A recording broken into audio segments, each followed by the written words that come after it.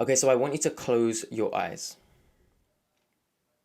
Now I want you to think of a pink elephant. Now I want you to think of this pink elephant wearing roller skates. And now I want you to think of this pink elephant wearing roller skates and also wearing a brown cowboy hat.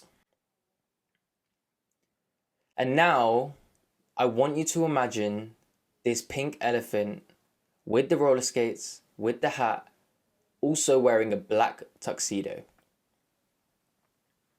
And really imagine this. And now I want you to imagine this pink elephant walking through the street outside of your house or flat or wherever you're living. I want you to imagine this pink elephant walking outside with the tuxedo, with the roller skates, with the cowboy hat. You can now open your eyes.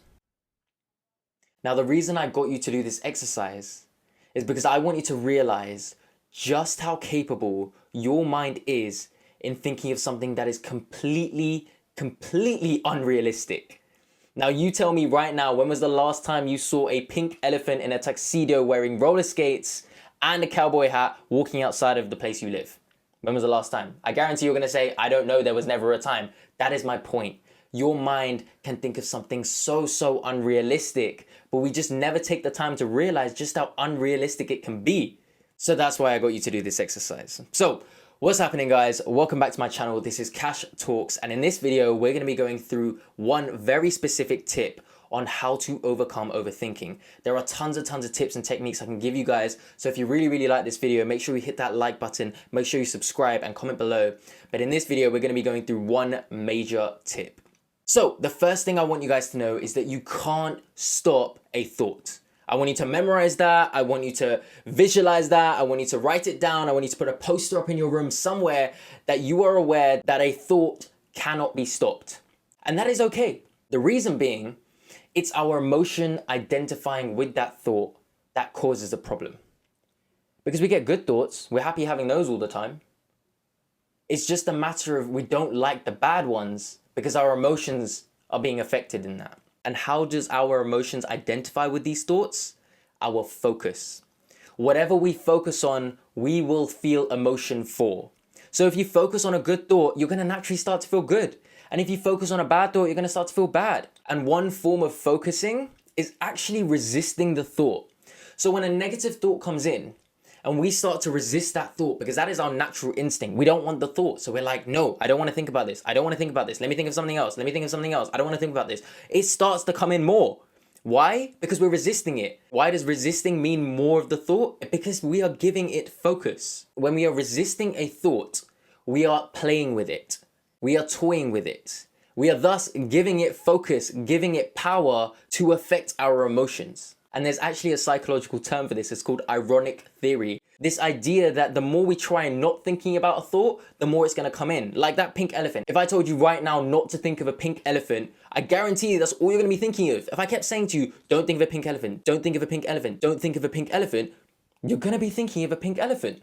So the goal is not to focus on it. I mean, you can't blame your mind, let's be honest, because if you've resisted a thought, your mind doesn't know any better. It doesn't know that you're resisting. It just knows that you want to focus on it. So it goes, okay, fine, let's think of more things about this.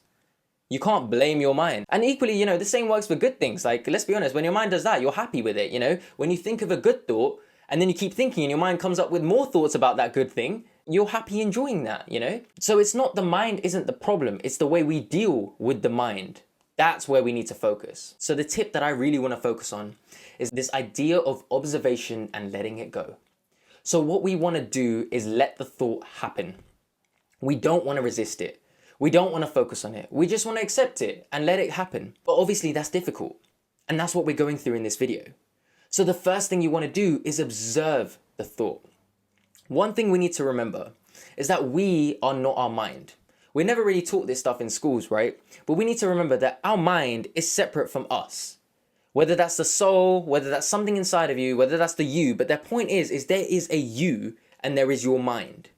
And I can tell you this because if I told you right now to think of a thought, you can actually observe your thought. If I told you think of a pink elephant, you can watch your mind think of the pink elephant. How can you do that? because you have an observational side. So my point is, observe your thoughts. Because when you observe them, you remember that, oh, that's just my mind. That's not me. I don't need to actually identify with that. So the principal point about letting things go is to create more distance with your mind.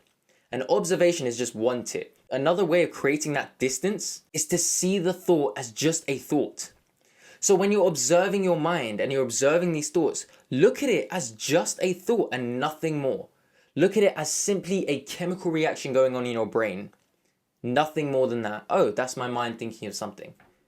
Or, oh, that's my mind just having a random thought. Oh, that's just chemical reactions going on in my brain. Another way to distance yourself from your mind is to question it. You know, that thought's come up. Is that really true? What is the evidence behind this thought that's just come up in my mind? Question it. When you question it, you no longer identify with it. Ultimately, I want you to treat your mind like another person. So that means, you know, if your mind thinks of a thought, say for example, a very scary thought, you're about to go up on stage and your mind's thinking, you know, you're nervous, you're scared, your mind's coming up with all these scenarios in your head. Say to your mind, oh, thanks. Thanks for looking out for me. But don't worry, I got this. Why can't you speak to your mind the same way you would speak to a child? Don't worry, mind, it's going to be okay. When you treat your mind as something separate to you, you no longer identify with it. And when you no longer identify with it, your emotions no longer become entangled with it. So you can literally have a thought and it's okay. Because the truth is, like I said at the beginning of this video, you can't stop a thought. So you might as well find a way to accept it. And the way to accept it is to distance yourself from it and see it as just a thought. Another way is to label it. Label the thought. Okay, my mind is currently thinking of this. Okay, that's it. Your mind may be overthinking about exam results. Okay, my mind is currently thinking about exam results. Your mind is thinking about the food that you're going to be eating. Okay, my mind is thinking about the food that we're going to be eating.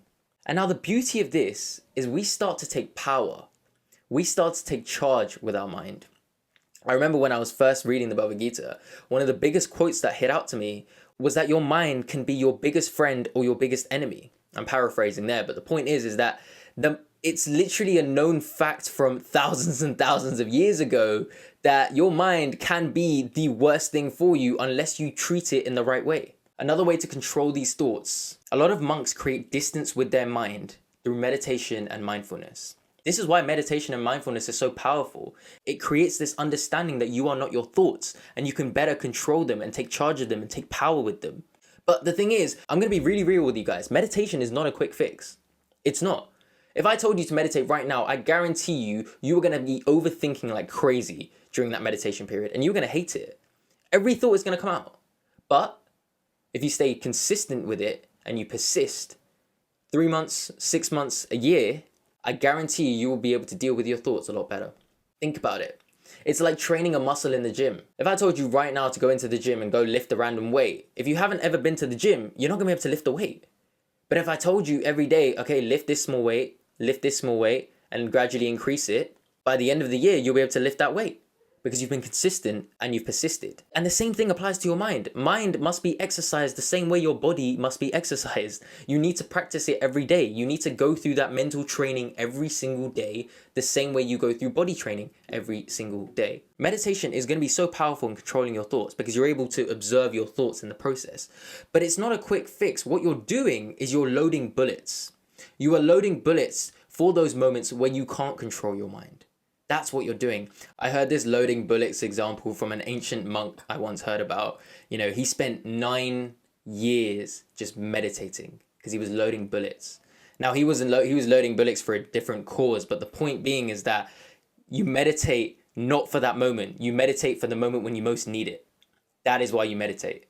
And that is why meditation is so important. You don't work out just to quickly fix your health. You work out to maintain your health. You don't meditate just to quickly fix a thought. You meditate to maintain your thoughts. You don't meditate to quickly fix your mental health. You meditate to maintain your mental health. That's the difference. So going back to that focus point, once you have the power, you can choose what you focus on. You can choose to focus on the good stuff and entertain the good stuff and think about that even more. And you can choose not to resist the bad stuff, but accept it and let it go. Not to identify with it. You can choose. And it's at that point you can start to fly. You know, we speak about deep thinking and high flying. You have now got the deep thinking side of things. You will soon be able to start flying high. So I'm going to leave you guys there. I was not expecting this video to be so long. Honestly, I was expecting it to be about, you know, less than this time. But if you guys really want more on this stuff, please like and subscribe. And now I'm going to recommend these videos, so go check them out because these are going to be really helpful after hearing this video. So that's it for me. Hope you guys have a great day. Catch you guys next week. Cash Talks is out.